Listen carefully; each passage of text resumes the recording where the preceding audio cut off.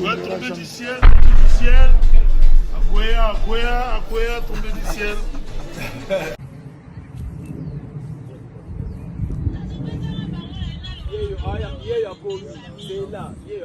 Caméra na sima bon, avant de rencontrer mon héritier, on est depuis ça passé. C'est ça. Dans le lycée Mukengedi, on a les lieux de Waterloo, tu gagnes Zouleta. Puis surtout pour nous qui nzembo nino Jilikes, na ngwenye. On a la légende. Ah, la légende nous poni. Est-ce que nzembo lié ba nzembo tout na moi oyo. Ah. Oh peut-être so yo ki amona moi oyo.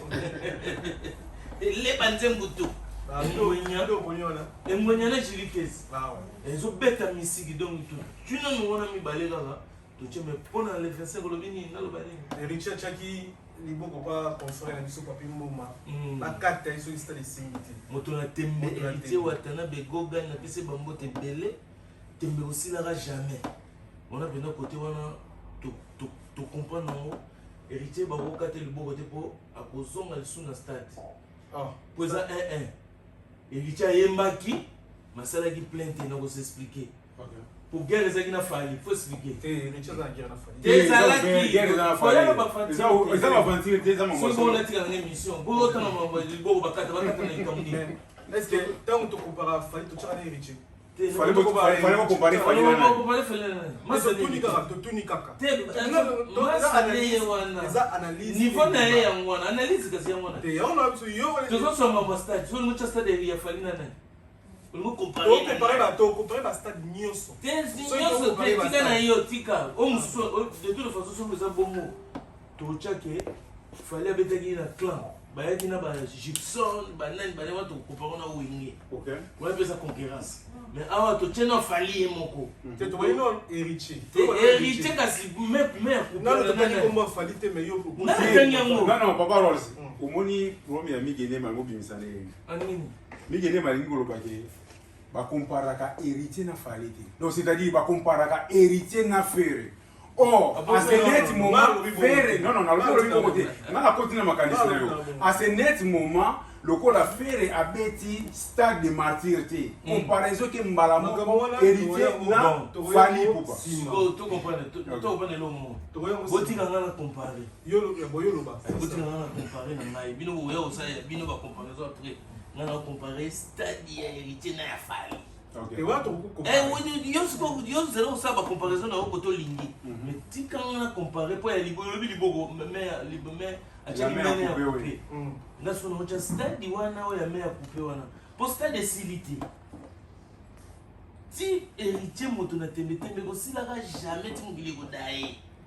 Oso comparer na ba to suba ndima te yezo se kwa ti lelo. Donc tembe ko sala kaka. Donc héritier faut zonga aya ko cha stade ba pine ti ko tindika ngo. Donc to comparer na stade ya fali. Fali na stade na etondaki makasi mayemba giti. D'où azoki ankesaki bina champ. Héritier yembi danger matondisi makasi te. D'où epesi peke azoki mongete na ndenge ya public. Yango na lobi ke match on eza 1-1. Héritier fois zonga na stade acha pine atindikile so stade. Fali pe fois zonga na stade ya koyemba po ayemba kite. Eloni zo laksao, eloni zo prouver. C'est ça, question na ngwana. Eloni zo prouver yo que artiste neti fali professionnellement monde azala bongo. Bon chanteur azala bongo, plein d'énergie. Donc matin na podium on a une sa théâtre yemba ite. Mais public te papa. Oh, yoza chroniqueur. Non, yoza chroniqueur. Yo zoloba, yango o batmanda bota la biso.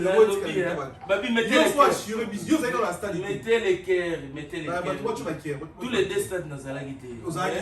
Mais yango na bi assurance team ko lo assureur lo ba ke. Assurance ça pour l'autre natala qui stade héritier. La compagnie que confie le PC qui soutient mais quand son ba fallait ba na ba na monter. Tout se retrouver na coupa madofol. Moi ba vide ya laki. Na ndimi yango. Na tchao le rola bien côté plein. Mais na champ na moni public balobi ke richo leki na oyemba. Na tali sikoyo ya fali oyo. Voilà public héritier, ba fanatique ya Congo. Tu ko kabula yo lopesa nga maloba soki obundisa nga susu te tolinga tofaire tono tozotumbataka awa bakosika zikiti kambo wana yo zela koloba lero olingi natali su ya fali nazongelaki baimage mpo nga lobi bazotindela nga baimage en comparaison na baimage ongo natali ya fali namoni fali azoyemba bato baza te donc bato bakimi lere azoyemba bayoki bien te donc alors on est escroquerie pour manque de chants.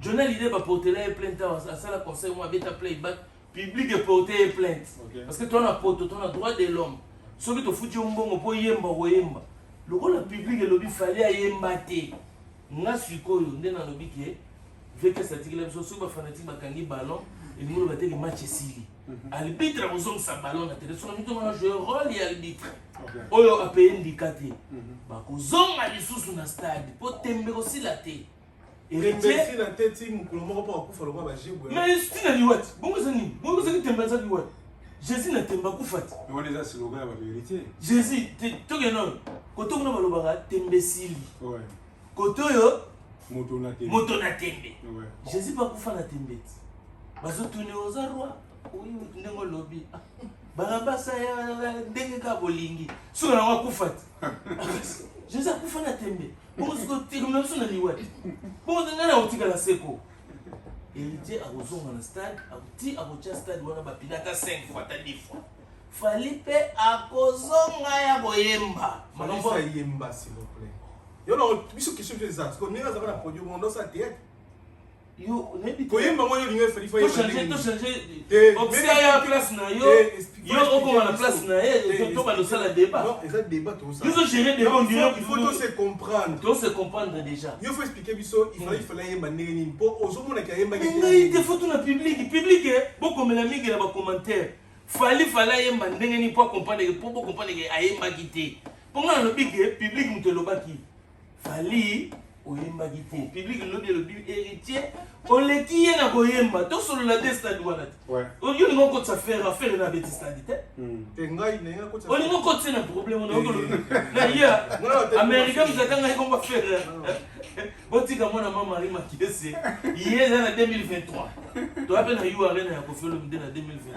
na juillet egoya mona tout kolobela mon pays mais pour l'instant on a deux stades où tu beta na 2022 auto comparé fali na héritier match za 1-1 selon nga héritier fois zonga acha ba pine na stade atindikamo fali pe fois zonga ya oyemba ono koloba ya mwa Alex Sentino question par rapport à stade héritier ouais ndenge sali piaka en tout cas oh dozela ite ou bino bozela te yo motaki oyo motaki mabe normalement mais donc changer liloba yo to nga question ndenge sali piaka oh mais ndenge c'est que il faut kata liboko pas c'est comme ça bon le kata liboko na piaka ndenge mais ça répond to kata liboko yo moni batute batu bazala yo répondre yo mingi na mono yo za injustice eh oh poser même question poser liboko héritier simbi poso ko bi piaka wana na kozonga na loba susu oui oloba baba oloba fona zonga na moni point oyo mige azo soulever tout d'abord avant comment na point wana oyo mige alobi ke héritier sali piaka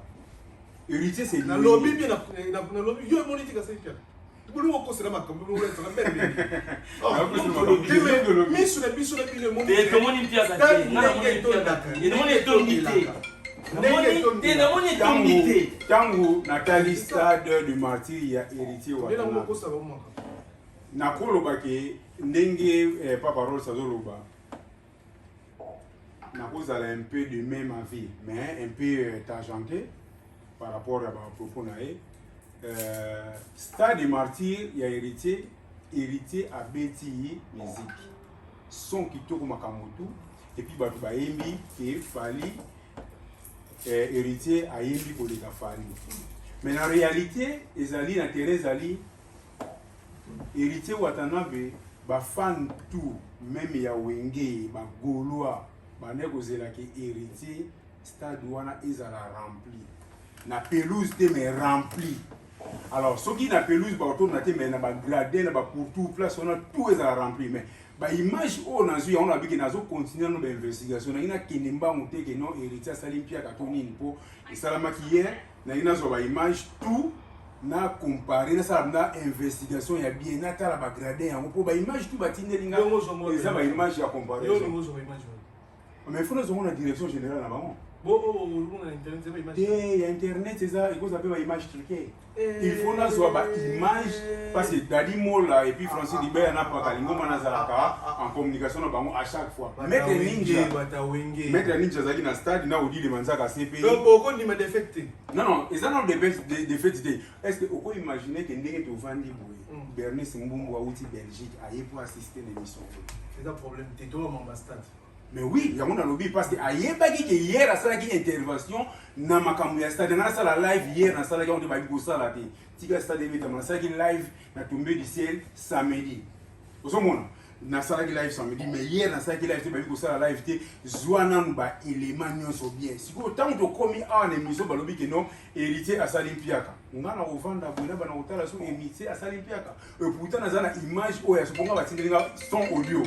Batindelinga yi vidéo te batindelinga yi audio na audio nde na yoki ke héritier son kitoko mais na kotala na pourtour batu batoni te nanu na jeter coup d'œil voilà parce que soit lobby des amis. Bah oui, mais avec comme je disais, nous sommes sur tombé du ciel marqué que nous sommes en train d'utiliser les plateaux de Megenem sur la vérité, mais ça c'est prochainement grand live avec Alex quoi. En tout cas, vraiment, la lumière c'est bon hein.